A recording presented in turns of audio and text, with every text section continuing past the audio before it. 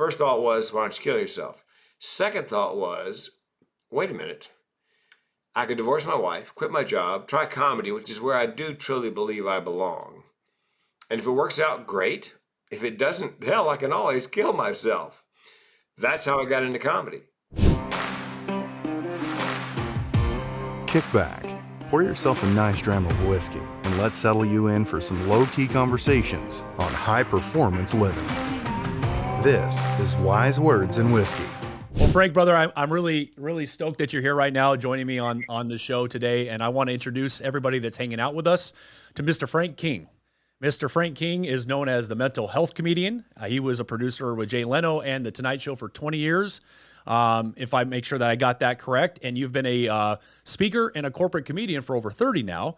But that's not why I brought you on the show. And we can talk about where they can find you at the end of the conversation. But I brought you here today, brother, to have a conversation around suicide to bodybuilder / comedian and what it took to get there. That's a big deal. And and you're the one that I know of that is making it not so taboo or risque to talk about suicide, et cetera. But there's so much that you can take from those life experiences that you had that drove you towards this more high performance lifestyle that you now live, that you have lived, that you laugh at and that you share with others on stages through your comedy, et cetera. Frank, folks, that you're hanging out with us right now, has also a 7-time TEDx speaker. I think you're on a TED stage as well, which is fantastic. So if you ever want to work with someone who can get you prepared for your own, this is the guy right here to see. So before we jump into that topic, Frank, I want to pop open this unbelievable bottle of Balvenie Caribbean cask. I think it's going to be a nice drink. We can share it with the audience right now. We've got our brand new bottles ready to crack and christen. So let's go ahead. And if you're joining us right now, I want to make sure you sit back, relax, pour yourself a nice dram of whiskey or whatever your poison might be, and prepare to have a nice conversation with Frank and I. Now, you got to understand, Wylie, I've been on a wagon for 20 years. I'm just doing this for you. Wow. Well, you can at least taste it. You don't have to drink it. I'm kidding. I'm kidding after a fashion. Yeah. I think the last time I had a drink was when Hillary Clinton was running for president. I just do that to date. Wow. Okay. I was on a ship with another comic. We're in the bar, and he goes, "I'm buying." I said, "Oh, you're buying? Well, I'll have a little single malt scotch if you're buying." And he and I did a shot, and that's been a couple of decades. It's been at least a decade ago. So. All right. Well, here, you know what? As we say in Gaelic, sláinte to health. And I appreciate you being here. Let's enjoy a little sip, and we'll jump right in. Oh, man. What are you thinking? Oh, I had forgotten how good that was. You know what, Wylie? There was a kid at the Centurion Lounge in Denver. It's the American Express Lounge. I got the Centurion card, the Platinum card, after 10 years for bankruptcy at Chapter 7 to fall off. And as soon as it fell off, I knew getting travel cards would make my life so much easier. And I was offered a Platinum card from American Express, and I thought they've lost their minds, but okay. Right. And turns out you can use the Centurion lounges at the various airports. Well, and it's a whole different experience traveling if you can use a lounge anywhere. Correct. Be it United or whatever. Anyway, I'm standing there at the bar getting ready to get a Diet Coke, and the kid in front of me, a young man, goes, "Can I get a strawberry mimosa?" I thought, man, you got to be single, because there's no way you can order that in front of a woman and go home with her. Order a single malt scotch. There you go. Well, what do you think about this? What do you think about this Balvenie Caribbean Cask 14? Oh, man. It is delicious. It is smooth and it's smoky. It's just, it's aged 14 years. It's Well, it's finished in the Caribbean rum casks, so it imparts more of those enhanced vanilla notes and those fruits that the rum typically has, but a little of that smoke on the palate as well is really nice. Yeah, it's again with the strawberry mimosa, obviously not a big drinker. It's not the kind of thing you drink if you really enjoy something like this. If you're drinking a fruity whatever orange Well, juice, yeah. you know, Well, that's the thing, and the beautiful thing about these whiskeys, Frank, and why I love sharing them with people like you, especially for for the audience to hang out with us and enjoy their own, is to learn about appreciating the finer spirits. The art of creating something so good is high performance in itself, and it takes so much focus and commitment and to excellence that we get to sit back together and toast and then sip on it and enjoy the different experiences that come with different types. So this one was perfect for our talk today. and you know what else, Wally? What's that, Frank? Like success in anything, they waited 14 years. Correct. That's, I'm guessing the Correct. alcohol that went into the strawberry mimosa wasn't 14 years old. Not even close. It wasn't even 6 months, I don't think. But Yeah, exactly. So anything, I mean, it's, people, yeah. what was it? Malcolm Gladwell wrote a book, Outlier, I think. Yes. And he talks about people doing something and doing it well, and you do it 10,000 times and you're good at it. And so that's It's kind just a of, commit. It's truly a commitment to excellence against yep. all odds, which is why I'm happy you're here, because we're going to sip our whiskey. Everyone wants to kick back, listen to what we have to say. We want to unpack your experience going from the verge of suicide to bodybuilding, comedian, and speaker, etc., where you're able to take all those experiences and laugh at them and actually do something with them. Because going from that space that you and I've talked about, you talk about on stages, etc., to competing and bodybuilding takes an unbelievable shift in mindset, commitment to excellence, an attitude adjustment, and an appreciation for even the most detrimental of experiences like suicide in those moments, to turn around and do something with it for the betterment of others as well. So I want nothing more than to unpack that right now with you. So let's dive into that, brother, because Yep. I want to hear where you started with that and what really unleashed in you to choose and pursue where you're at right now. Well, and like a lot of people who have a passion for what they do, you hear them say, I knew since the fourth grade. Well, Wylie, I told my first joke in the fourth grade. Yep. The students laughed. The teacher was so hysterical, she had to excuse herself and go to the teacher's lounge. And years later, I asked her about that. I bumped into her at the grocery store, Mrs. Dark. And she goes, Frank, you know why I went to the teacher's lounge? I said, I have no idea. She goes, I was laughing so hard. I was afraid if I laughed any harder in your face, it would break your heart. So I had to excuse me. She said, that was the funniest thing a child said before or since. It was amazing. And I said, well, you would be happy to know, Ms. Dark, that's how I make my living now. And then That's 12th awesome. grade, there was a talent show. And I was in acting classes for 3 years, Wylie. And I got no speaking parts, ever. And so when the talent show rolled around last semester, senior year, I thought to myself, you know what? If I follow my fourth grade dream and become a stand-up comedian, I can write, direct, produce, and star in my own little show every night. So I took responsibility. I thought, why do I need a playwright, a cast? I can. So I got up on stage. Nobody ever done stand up at the talent show, and I won. Now, granted, I was competing against the accordion player and the international folk dancer. So, it wasn't that difficult. Okay. Yeah. So I go home and I tell my mama I'm going to LA. I'm gonna be a comedian. Well, my mother, bless her heart, the entire family, big into education, especially for the women. All the women back, my great grandmother had gone to college. I mean, that was unusual for the time, but they all believe. So my mom goes, and I'm quoting, son, you're going to college first. I don't care what you do when you get done. You can be a goat herder for all I care. But you, my son, are going to be a goat herder with a degree. Oh, wow. So I went to Carolina. I got a couple of college degrees. I moved to San Diego with my high school sweetheart, now my first wife, or then my first wife. And there happened to be, Wylie, a comedy store, a branch of the famous one up on Sunset in LA, in La Jolla, California. It's still there to this day. But my I know first which wife, one you're talking about. Yeah, but go ahead. Yeah, I know exactly which story you're talking about. yeah, it's on Pearl Street in La Jolla. But Yep. my first Yep. wife was four square against me being a comedian. I went to work for the company, her father's insurance company. He didn't own the company, but he worked there, helped me get the gig. And because that's what she saw for us, for me. And I was not going to open mic night, which is where I thought I belonged. So people always ask about my first suicidal thought. It was January 1984. Yeah. It's about 5 in the afternoon. It's a rainy day. I'm driving south on 163 in San Diego, and depressed and suicidal. Or actually, I was depressed, and then the thought flashed across my mind: why don't you just kill yourself? But let's stop there, because what from that point when you were growing up, where you already knew you were built to do what you do now, but Yeah. you went through so many different variables of resistance for people around you that loved you, that are within your life, that basically told you you can't do that.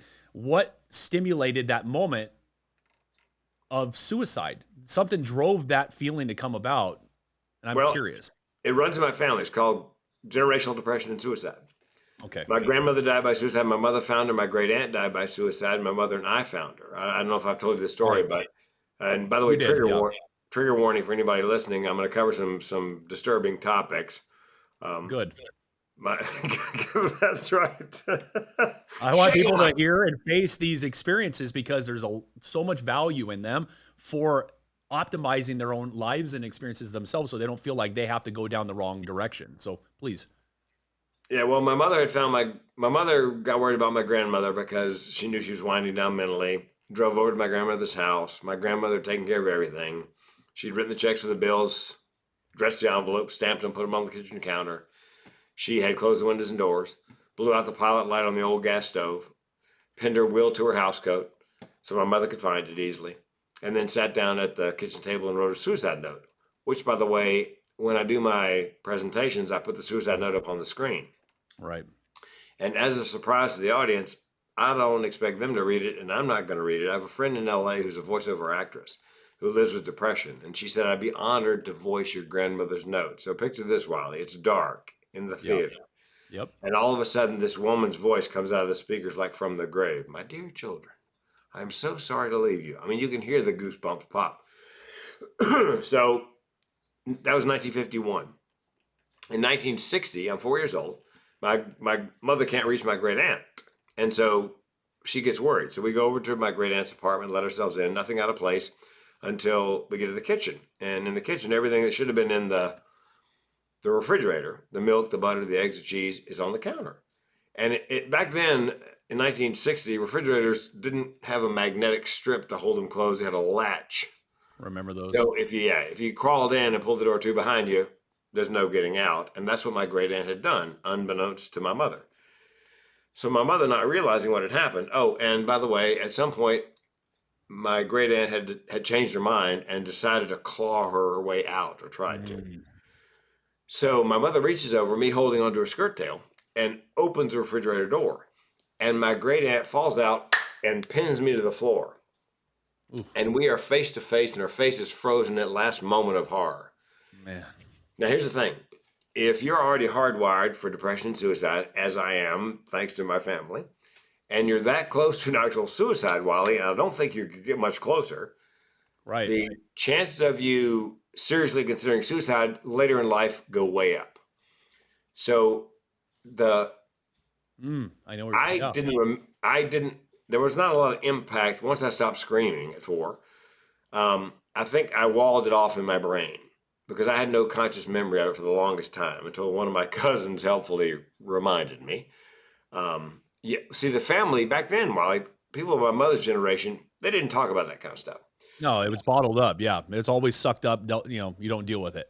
And they So, made up a myth that if I right. ever asked about it to anybody in the family, I was to be told that when my mother opened the door, there was my great aunt seated comfortably in the refrigerator, hands folded in prayer, looking serene. Well, in 2012, I told that story to my first cousin, Parker, who's 10 years older, who was well aware of exactly what happened. And he goes, Right. "What? Serene my ass. The old bat fell out and pinned you to the floor." And it all came rushing back. Oh, okay. Yeah, that's 2012. Yeah. So anyway, let's back up to 84. And I had a good childhood. My dad died very young, age of 40, Mm. of a bad heart valve, bicuspid, meaning 2 cuspids instead of 3, which turns out I inherited. I've had it Yep. fixed twice, Yep. once in 95, once in 2012, fortunately. And so he died, and my mom raised my sister and myself. So let's see. I don't remember really a lot of tragedy in my child. Even though I lost my father, I didn't feel my mother. There's, I guess what I'm trying to say is there's a worse thing, Wylie, than having one really good parent. My wife had two horrible ones, and so Right. that's when I realized, okay, I'll just take one.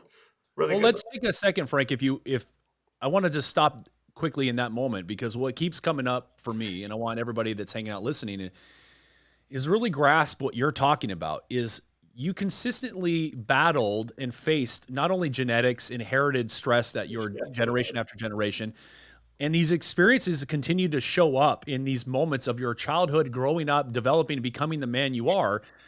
And what I pulled out of it right now specifically was your choice to recognize the experiences as they are and not let them actually deter you still from your desire to go do comedy and become something that you feel you were meant to become. So I want that to land for a moment, which is why I interrupted you. But please continue, because if you're paying attention to this right now, listening to Frank talk, he's really sharing how adversity actually does impact you positively if you're willing to look at it from a different perspective. Yeah. Am I correct? Having one good parent. Yeah. I mean, my dad had passed away very suddenly. I was heartbroken, obviously. But my mom and all her friends rallied around. And so my sister and I had a good childhood. People asked me, did you hate high school? I loved high school. I almost stayed an extra year. I liked it so much. I was going to take more Spanish and typing. Honestly, you Oh could do man. that back then. You could do that. Oh, Yeah, you could actually do that. But my first wife said I'd be behind somehow if, of course, you've been to college, Wylie. There are people yeah, there like I do. 7-year plan. Yeah. There is no behind. But anyway, so we moved to San Diego, and my wife didn't want me to do stand up, and I wasn't going to open mic night. And I'd been a little depressed in college, didn't think of it as depression because I didn't know that's probably what it was. Right. But she was going to University of Arizona, I was going to UNC, so I thought I was just heart sick. But the whole suicide thing didn't come up until that day in January of '84. Why don't you just go ahead and kill yourself? And so not only did I take this suicidality and try to find the silver lining, my fourth TEDx talk is called Suicide: The Secret of My Success, Dead Man Talking. Absolutely. Because I realized at that moment, my first thought Great was, speech, by the way. Just beg great pardon? speech, by the way. Great Okay. speech, by the way. People need to listen to that for sure. Yeah, Suicide: The Secret of My Success. The first thought was, why don't you kill yourself? Second thought was, wait a minute. I could divorce my wife, quit my job, try comedy, which is where I do truly believe I belong. And if it works out, great. If it doesn't, hell, I can always kill myself. That's how I got into comedy. I had nothing. There are a few things in life, Wylie, that are more Please say. powerful than someone with nothing to lose. My TEDx Very talk true. starts like this. What goal would you attempt if you knew for a fact you had nothing to lose? What audacious thing would you do if you knew by staying put and not doing it, you would literally die? That's where I was in January of 1984.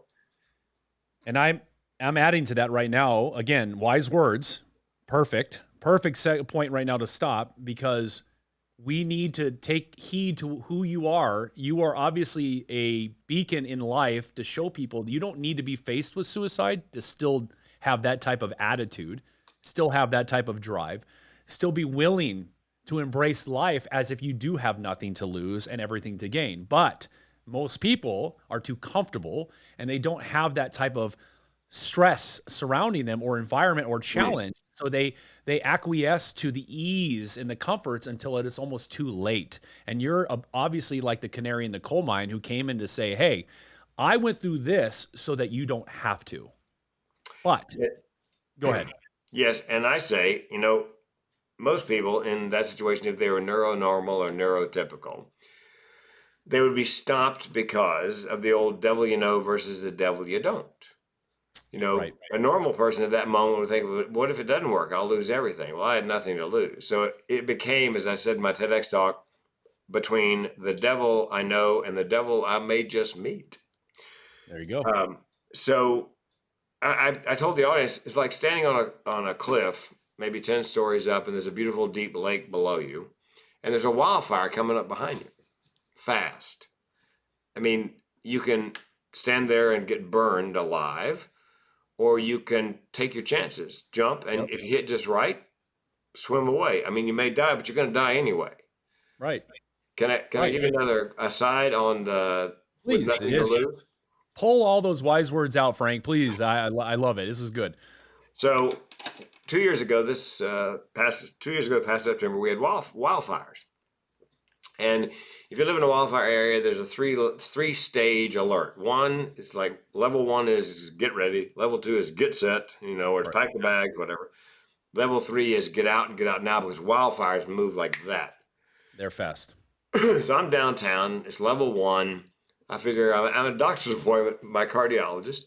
And I figure, well, I've got time to get home if anything happens and go ahead and we've already packed. The dogs have already been put at a boarding place. But it went to level three and I'm 25 minutes from the house. So level three is evacuate, get out. Right. Yep. Well, Get out. in addition to 3 German Shepherd rescues, we have 9 rescue cats in that house. And it's level three. And so I got in the car and I drove back out to the neighborhood. Now, when I get here, everybody's gone. They completely evacuate. The fire is 1.25 miles away. I can see it coming over the ridge. Jeez. But there's no fucking way I'm going to let those cats die in that house if I can possibly. We're like the military. We leave nobody behind. Nobody behind. Yep. 100%. So a friend of mine goes, well, you could have been killed. I said, dude, I've been trying to do that to myself for 5 decades. I got nothing to lose. Then he says, you could have burned alive. And I go, no, I've got a nickel-plated Ruger 38 loaded with Federal Hydroshock hollow points. Let me tell you something. If the fire is licking my toes, that's not the way I'm going. I'm riding that 38 Express out of town. I'm not going to burn alive. On your terms. On my terms. I'm going, yeah. So again, absolutely nothing to lose. Right.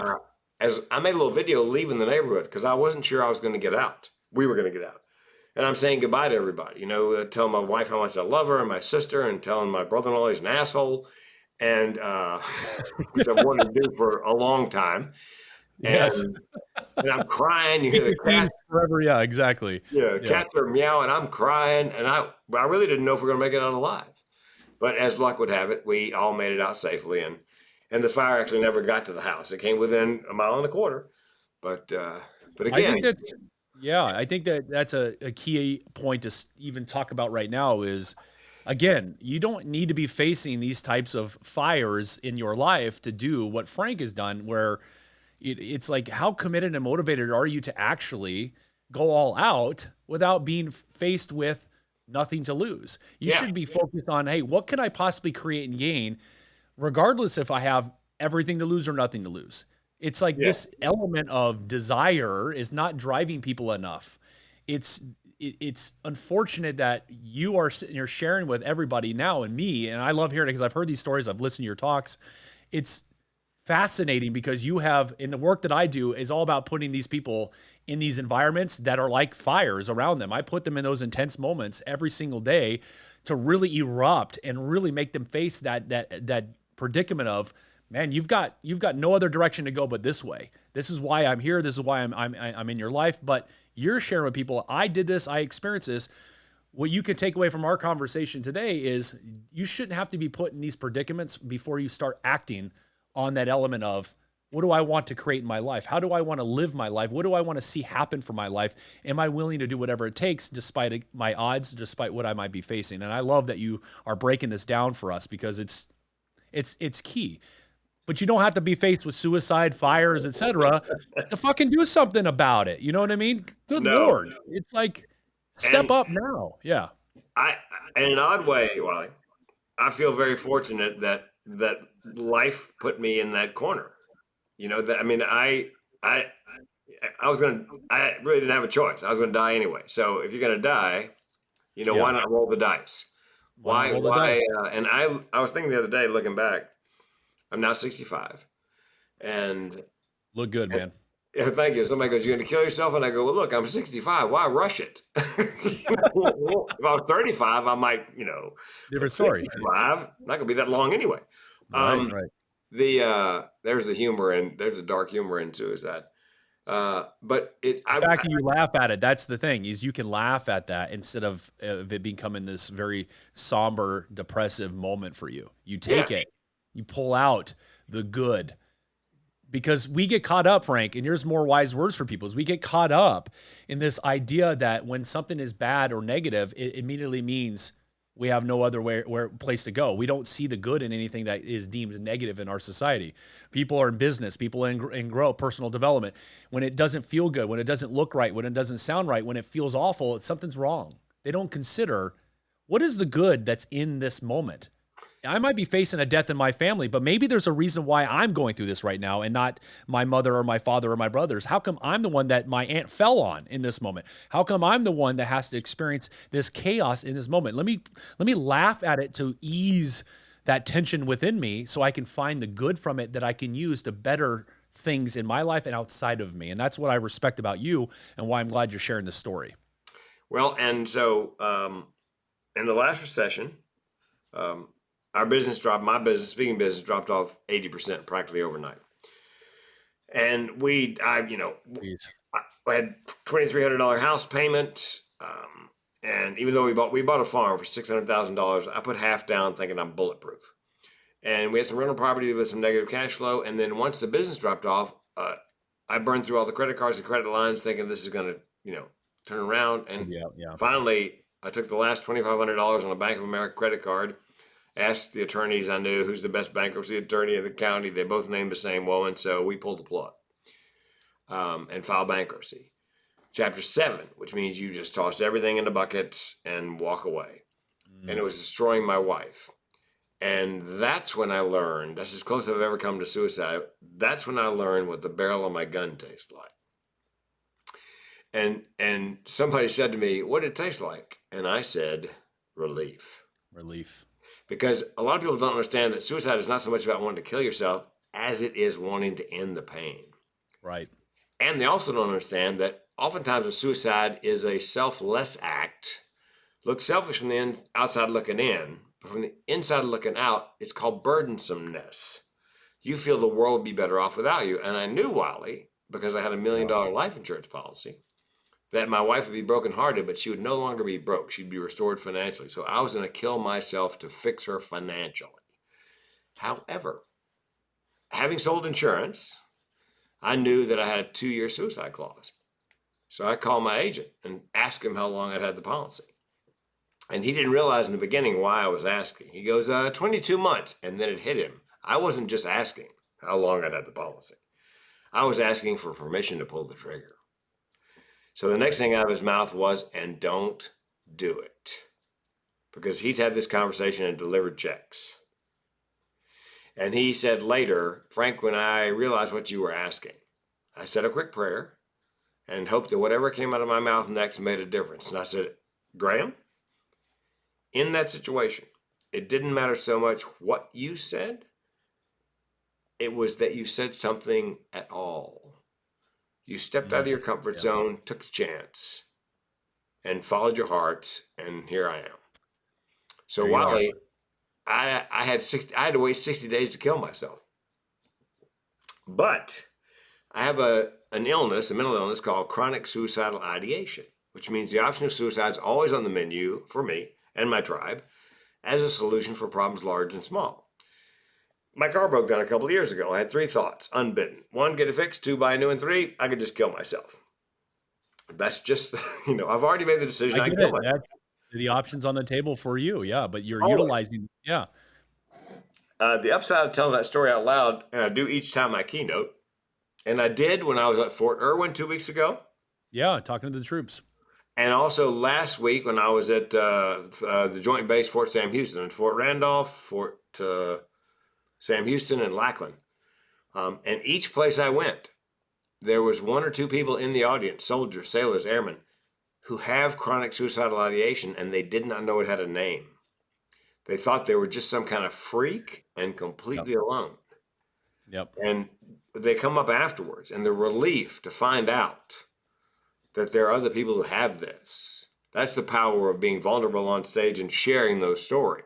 Right, right. And you and I talk about that quite frequently since we've known each other. That's the whole point of even why we're doing some work together as well, is like you keep sharing, Wylie. It's about giving that intimate, vulnerable moment for people to pull them in to realize there's a relatability here. And one of the things I learned being a soldier at 3 tours overseas myself, being around people that I know who have killed themselves because of they can't get rid of the pain from what they've done overseas, is I've had moments where I thought, what would the world be like if I wasn't here? And I think it's not abnormal for a human being, especially considering stressful environments and moments or life experiences, to have thoughts of saying, what would it be like if I didn't exist or if I wasn't here? How would it actually turn out?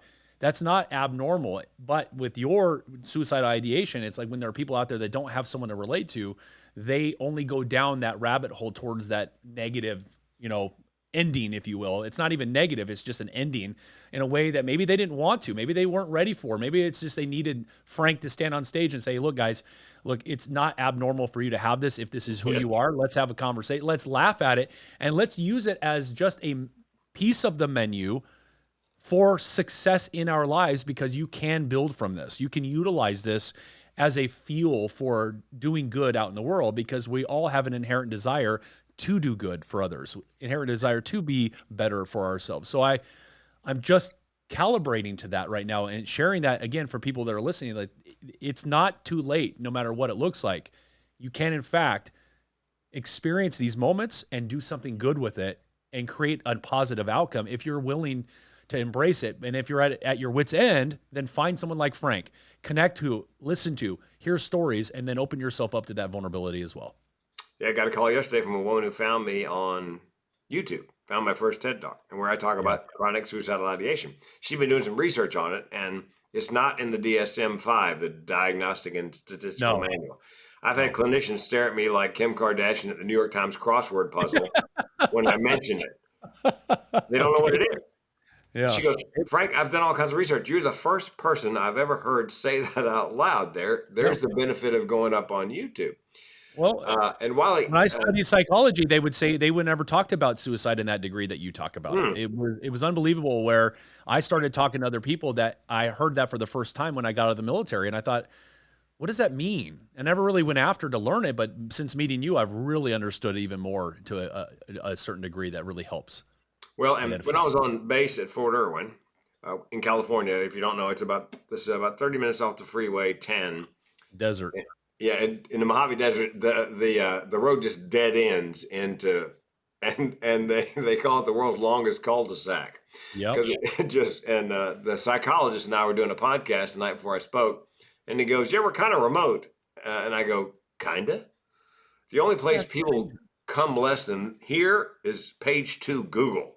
I mean, this is it's remote. I've trained out there. It's remote. I know exactly what you're talking about. Yeah. National Training Center. Yeah. And so they did a survey of the troops on base, on post, they call it, anonymous. And 32% had thoughts of suicide in the last 2 years. That's why they brought me out there. Yeah. They needed you. And here's the thing, Wylie, I'm on stage, and one of the soldiers during the Q&A says, "Do you think the military is doing enough in this area?" And I said, "Well, I can't speak for the entire military." I said, "But I can speak for Fort Irwin. They are trying very hard. That's why I'm standing here." And I said, "Let me break it down for you." And I didn't know the 1-star general who runs the joint was standing off to my left behind me, out of my peripheral vision. I said, "Let me just break it down for you. I'm here because Fort Irwin gives a shit." And I turn, and nowadays in the military, they wear their insignia, the rank right here. Right on the chest here. Yeah, we used to wear it on our collars, but yeah, right here. Right here. I turn, and my eyes go right to the 1-star. And I said, "You're the general." And he goes, "I'm a 1-star. I'm just practicing to be a general." And the troops laugh. And he turns to them, and he says, "Frank's right. Yeah. We give a shit." That's what matters. And use it 3 more times. And I apologize backstage. He goes, "Frank, you didn't see I ran with that?" Yeah. So that's, again, the beauty of starting the conversation. If 32% of the people on that base have considered suicide in the last 2 years, you need to do something. Well, that's why I brought you. I'm glad we're doing this today. I wanted to take your experience from childhood and what led you to be doing this type of work for people. There's a part of you, and again, we're getting close to kind of wrapping up here. It goes by so fast, and we have a great conversation. And I really hope we can do this again. Maybe we'll do another part to this to dive even deeper together. But there's a reason why inside you that kept you afloat, despite the gun in the mouth, despite the thoughts constantly showing up, despite your experiences, that kept you moving in the direction of choosing the other menu item to turn around and be out here in the world doing this for other people. There's these high performance reasons why you became a bodybuilder. I mean, that's unbelievable shift in mindset right there. Just to do that, to pose on stage takes so much courage, and then also be this comedian, do what you do for like the Tonight Show, Jay Leno, etc., and just embrace who you are despite those little elements that might be short circuiting, if you will. I want people listening to really understand whatever wise words you have for them from all of that till now, and how that can support where their mindset is when it comes to facing adversity in their lives. Well, my third TEDx talk was called Mental with Benefits, the Evolutionary Advantages of Mental Illness. So I actually take a proactive, I said to the audience, look, Okay. I do not believe I am broken. I believe I was made this way. I think my depression and thoughts of suicide are simply the flip side of my creativity, imagination, and comedic ability. It's the same brain, same wiring. I can teach you to write stand up and perform stand up. I cannot teach you to process the way I do. I said, there's a reason if somebody heckles me, I can leave a smoking hole where they were seated like I had a tow missile. And people go, how'd you think that up? I didn't think it. When you heard it, I was as surprised as you were. It just came screaming out the back of my head. I have no idea. So the whole idea of the talk was that almost everyone I met who was mentally ill and high functioning had some other amazing ability. So I said to the audience, look, and I did this for kids basically. What if a mental illness is not a genetic mutation, but an amazing evolutionary adaptation? And what if we could convince a child, yes, you have a mental illness, but get this.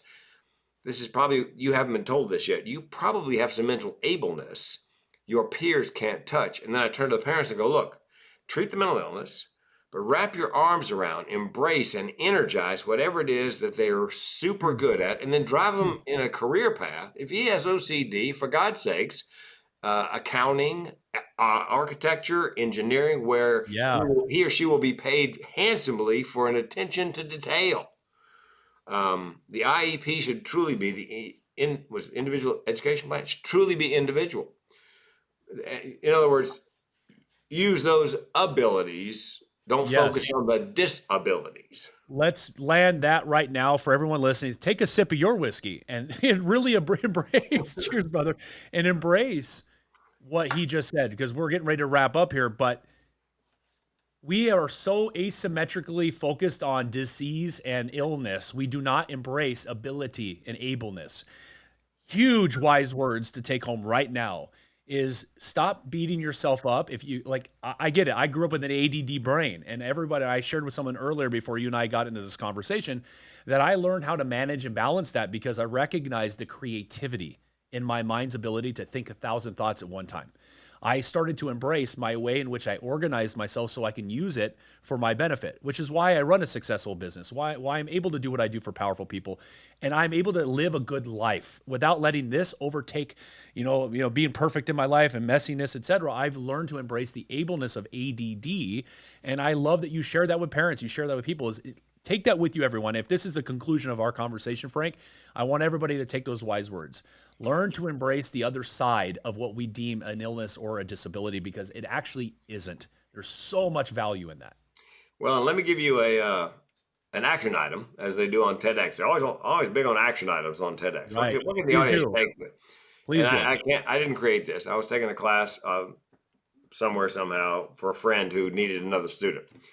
And something the instructor said, it was all about the brain and thinking.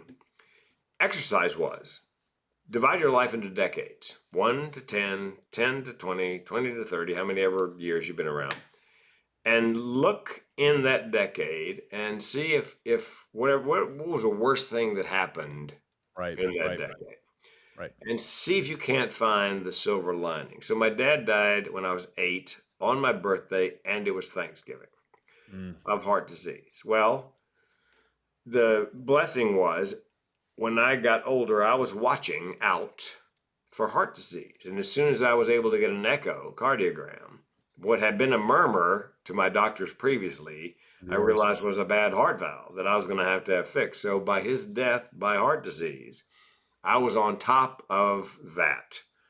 So I had it fixed. And then in my 20s, I married my first wife. Well, she was a wonderful woman, but we had nothing in common, but opposites attract. She was pregnant, I wasn't.